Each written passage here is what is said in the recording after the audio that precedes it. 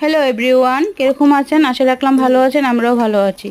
তো বিহুতে পিঠা বানিয়েছিলাম, মালপোয়া পিঠা।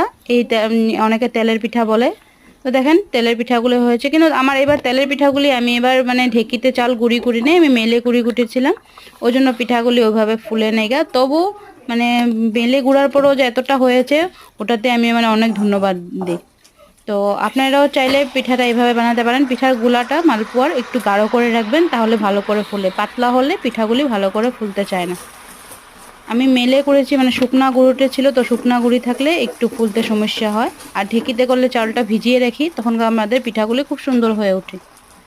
তো আমি এখানটা নারিকেল কুড়ানি দিয়েছি, তারপরে দেওয়া চাল আর একটু সাথে ময়দা মিক্স করেছি, যাতে পিঠাগুলো একটু তারপরের দিনও খেতে নরম থাকে। আর এমনি যদি শুধু চালের গুঁড়ি দেওয়া হয়, তাহলে পিঠাগুলি তারপরের দিন গরম গরম ঠিক থাকে, তারপরের দিন খুব শক্ত হয়ে যায়।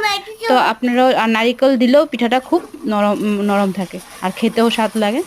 তো আপনারাও চাইলে এভাবে ট্রাই করতে পারেন। আর আমার ভিডিওগুলি ভালো লেগে থাকলে একটা লাইক, একটা শেয়ার অবশ্যই করে যাবেন। ধন্যবাদ।